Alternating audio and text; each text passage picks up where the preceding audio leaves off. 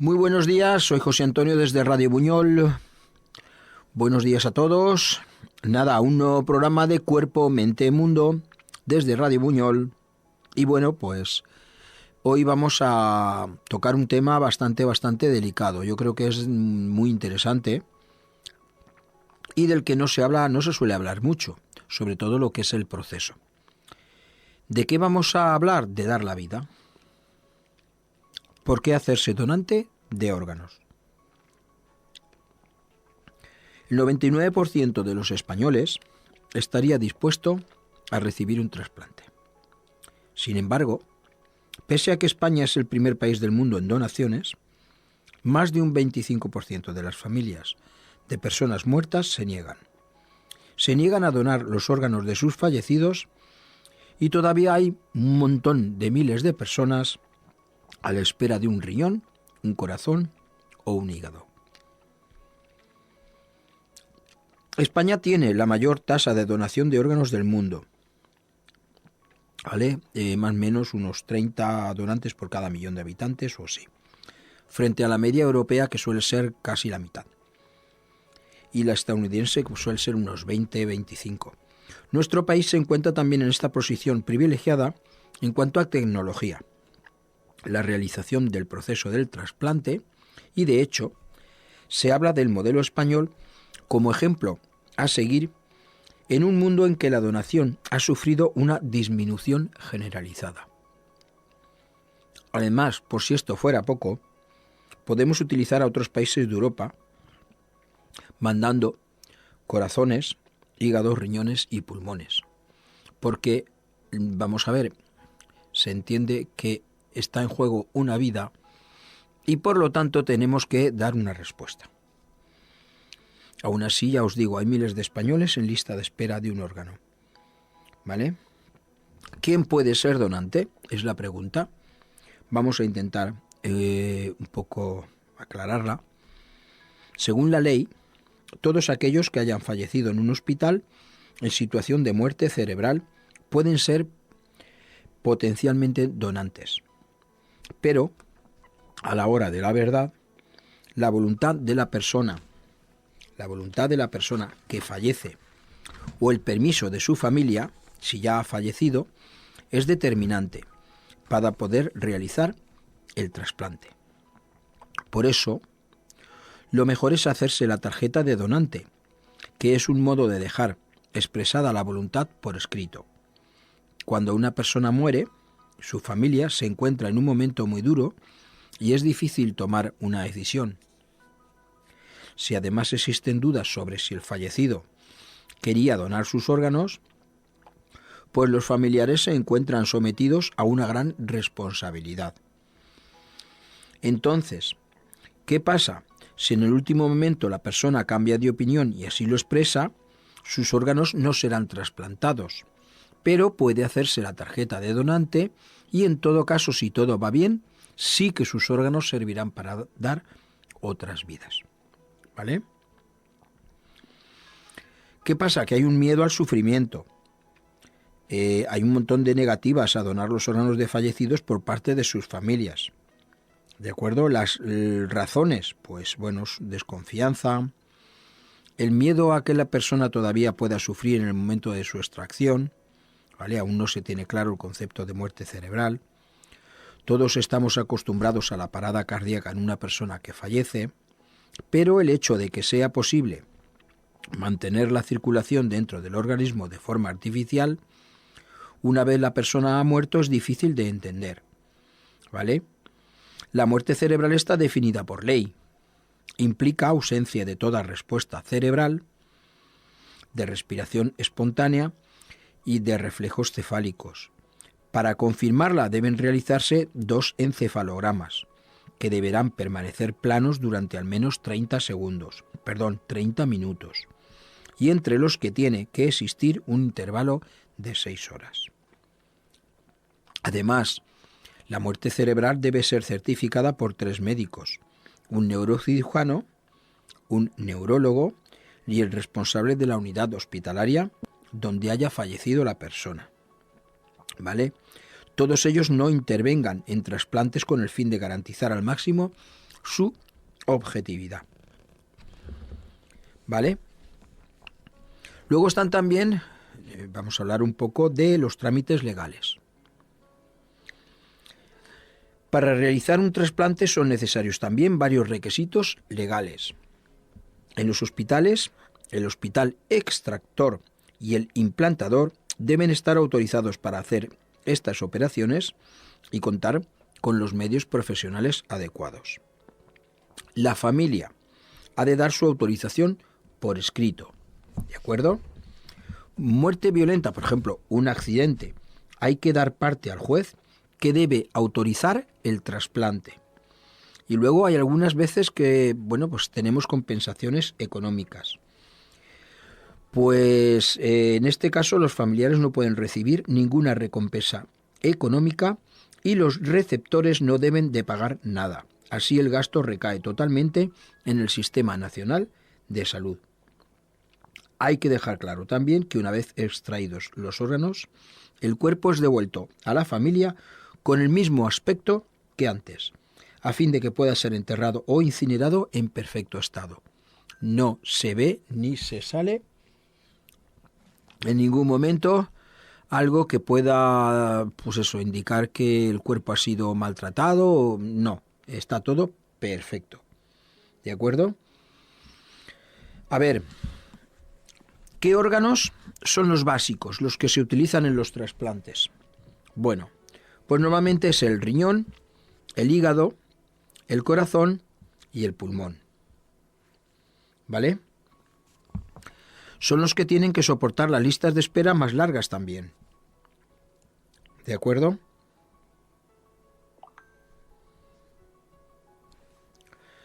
El receptor son personas con insuficiencia pulmonar crónica.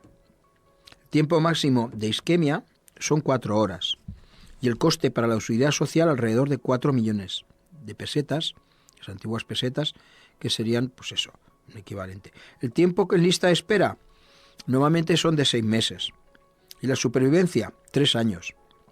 Entre el 65 y el 70% son 3 años. En hígado, pues el receptor normalmente son personas con fallos hepáticos por cirrosis. El tiempo máximo de isquemia, 8 horas. Coste para la seguridad social, unos 60.000, 100.000 euros. El tiempo en lista de espera, cerca de 3 meses. ¿Vale? Y supervivencia, unos 5 años más o menos, algo quizás más, en un 70%. ¿De acuerdo? El corazón, el receptor, son personas que sufren un fallo cardíaco. Tiempo máximo de isquemia, 4 horas. ¿Vale? Coste para la seguridad social, lo mismo, más o menos una cantidad parecida. Y el tiempo en lista de espera, pues son 4 meses, 3 meses. ¿Vale? La supervivencia, pues lo mismo. 5 años un 70% y 10 años un 50%. El riñón, el receptor son personas con insuficiencia renal en fase terminal. No suelen extraer los riñones propios, sino que el implante se realiza en la fosa ilíaca. El tiempo máximo de isquemia, hasta 24 horas. El tiempo máximo de isquemia es desde cuando lo extraen hasta cuando lo implantan, que eso no lo hemos comentado antes, pero es así. ¿Vale? El tiempo en lista de espera puede ser 2, incluso 3 años. Y la supervivencia, pues a los 10 años, entre un 85 y un 90%. En el riñón esto parece que no, pero está bastante bien controlado. Luego ya cuando se hace, por ejemplo, páncreas y riñón, las dos cosas, el receptor son personas que padecen diabetes mellitus e insuficiencia renal crónica en fase terminal a la vez. El tiempo de isquemia son 6 horas. Y el tiempo en lista de espera, no hay listas de espera, normalmente no es una cosa tan usual, con lo cual cuando se puede se hace. A ver, vamos a hablar de los donantes más maduros. Maduros quiero decir personas ya con cierta edad, ¿no? El perfil del donante ha cambiado en los últimos años. Antes era el 80% jóvenes, que morían a causa de accidentes de tráfico, y ahora suelen ser mayoritariamente hombres de entre 40 y 50 años, que mueren pues por hemorragia cerebral o infarto o algo por el estilo. Los motivos que llevan a una persona de estas características a donar sus órganos, pues bueno, en el 55% de los casos se hace por solidaridad, porque se acepta que ya no puede ser, no se puede hacer nada por quien ha muerto, ¿vale? Y que existe gente que puede vivir gracias a esos órganos. En torno a un 38%, pues se hace por reciprocidad, porque el día de mañana puedes encontrarte tú o alguien familiar tuyo en la misma situación. Y el resto piensa que la donación ahorra dinero al Sistema Nacional de Salud, algo que es cierto, y en efecto, según se demuestra, el caso del riñón, por ejemplo,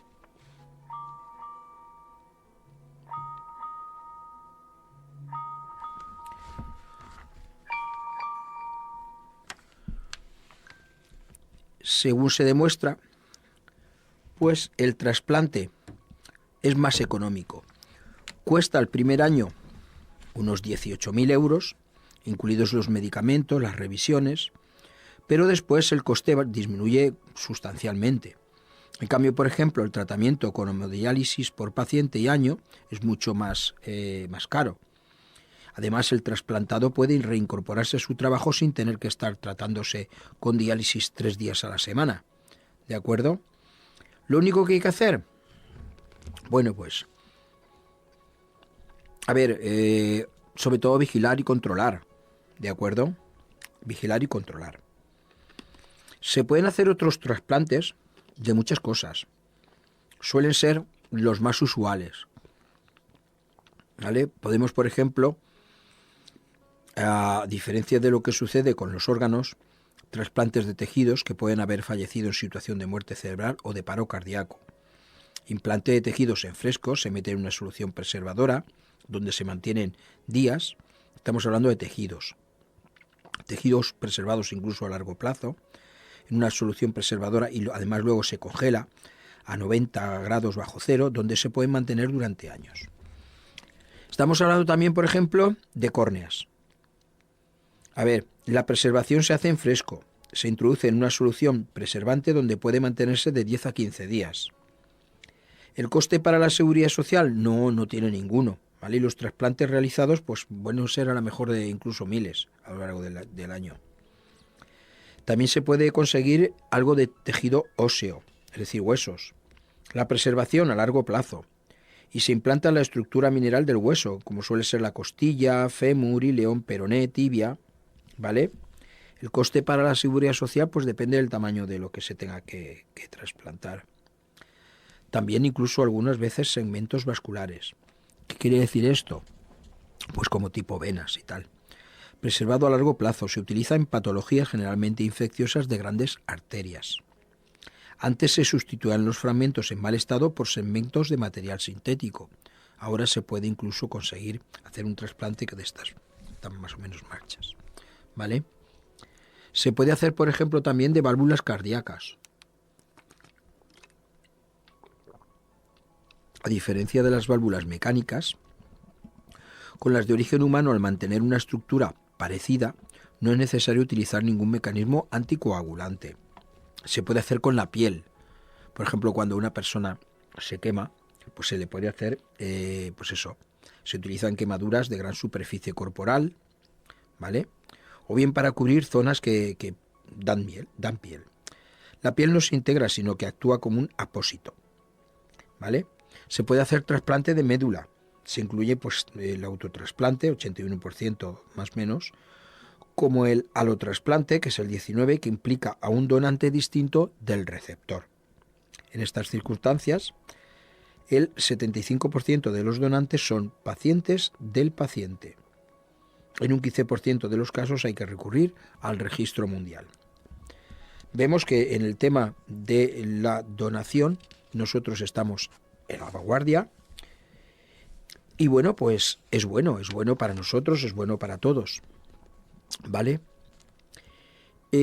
Os voy a comentar el proceso, cómo es el cuerpo a cuerpo. La Organización Nacional Española de Trasplantes ha creado un sistema de coordinadores, que existe uno a escala de ámbito nacional, otro por cada comunidad autónoma, y finalmente están los hospitalarios, que trabajan en cada centro, identificando a los posibles donantes y hablando con las familias. El proceso de la donación a trasplante tiene varias fases. Vamos a ir viéndolas una a una. Primer fase, identificación de un posible donante. Una persona fallece en la UBI de un hospital en situación de muerte cerebral. Se valora que no tenga ninguna enfermedad transmisible por medio de historias clínicas completas, análisis, etc. Segundo paso, evaluación de los órganos. Si no existe contraindicación para la donación, se hace un análisis de los órganos, con ecografías, radiografías, etc., para comprobar cómo funcionan y saber cuáles pueden ser trasplantados y cuáles no. Tercer paso, confirmación de la muerte cerebral. Se realiza otro encefalograma y la muerte cerebral es certificada por esos 3 médicos de los que hemos hablado antes. Se mantiene la circulación en el cuerpo de forma artificial. Cuarto paso, entrevista con la familia. El coordinador de trasplantes habla con la familia y le pide autorización por escrito. Luego comunica a la Organización Nacional de Trasplantes que hay un posible donante. Quinto paso, elección de receptores y equipo médico. Para elegir al posible receptor se siguen criterios clínicos, como por ejemplo la urgencia, la compatibilidad del grupo sanguíneo, cosas así, ¿de acuerdo? Se decide a qué punto de la geografía se tiene y conviene enviar el órgano, ¿de acuerdo? Sexto paso, desplazamiento del equipo médico. Normalmente es el mismo equipo, el que extrae y el que implanta el órgano al receptor. Solo en algunos casos de trasplantes de hígado la extracción es realizada por un equipo distinto y el trasplante también. Otro paso, extracción y última valoración.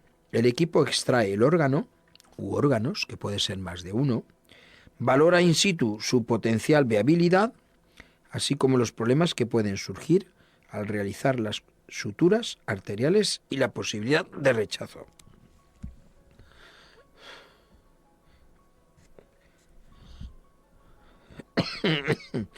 Preparación del paciente. Se avisa al hospital en el que se encuentra el receptor de que el órgano es viable y se le informa sobre la hora de llegada para que se inicie la preparación del paciente. Ya estamos con el órgano fuera del posible trasplantador y ahora vamos a trasplantar el órgano. Se vuelve otra vez el equipo que hace el trasplante y entonces los médicos regresan al hospital. Se realiza el trasplante con el órgano que hasta ese momento ha sido conservado en una solución preservada en frío a unos 4 grados.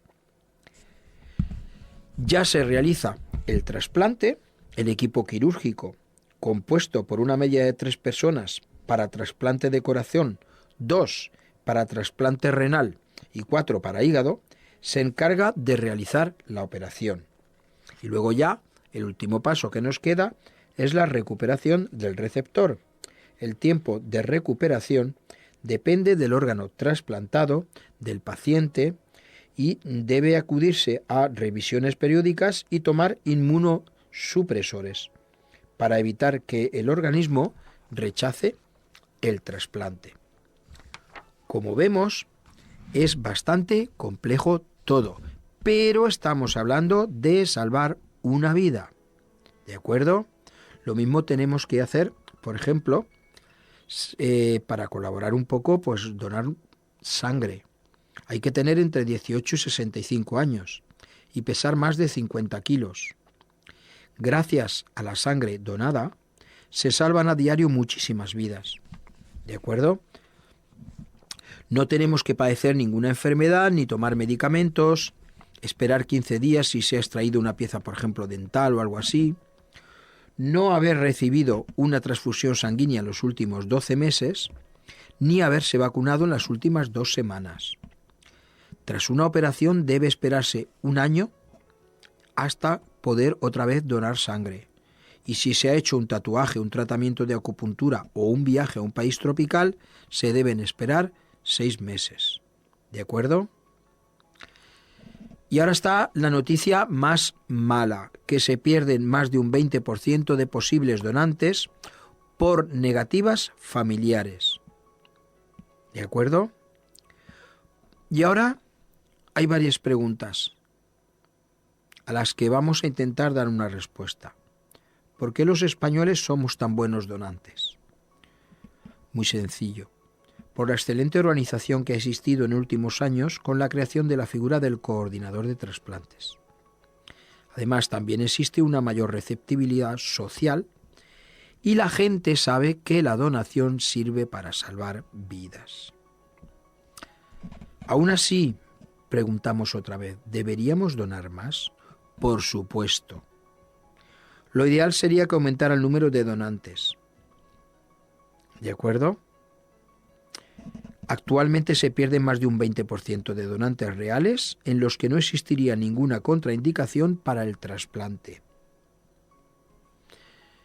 Otra de las, preguntas vitales. ¿Es normal que un órgano trasplantado sea rechazado por el organismo del receptor? Sí. De hecho, es la primera causa de pérdida de injertos. Por eso se trata de disminuir las defensas del organismo para que no rechacen el injerto. Pero no se pueden disminuir tampoco mucho, porque si no, tendríamos agresión de gérmenes oportunistas que aprovechan que el cuerpo tiene menos defensas para atacarlo, con lo cual hay que intentar mantener un equilibrio. Y la pregunta básica, y con esto ya doy por finalizada, ¿un órgano trasplantado dura igual que otro original? Debería hacerlo, pero no suele ser así. Un órgano que permanece en el cuerpo es el que ha nacido, sufre menos agresiones y, está en su momento y en su, sitio idóneo. De ahí lo sacamos y lo volvemos a poner en otro cuerpo. No está ya en su momento y en su lugar idóneo, pero lo importante, y es que hay que pensar, que alarga y mejora la vida del receptor. ¿De acuerdo? Entonces, ¿debemos de donar? Sí. Porque a lo mejor el día de mañana somos nosotros los que necesitamos que nos donen. Tenemos que sentirnos bien porque tenemos un sistema de trasplantes muy bueno, sí, pero no podemos bajar la guardia. Desde aquí, desde Cuerpo, Mente, Mundo en Radio Buñol, José Antonio con vosotros, os animo a que por lo menos demos un poquito de sangre o que pensemos en todo esto. Pues nada, muchas gracias y nos vemos en el próximo programa. Desde Radio Buñol, José Antonio, Cuerpo, Mente, Mundo con vosotros. Gracias a todos.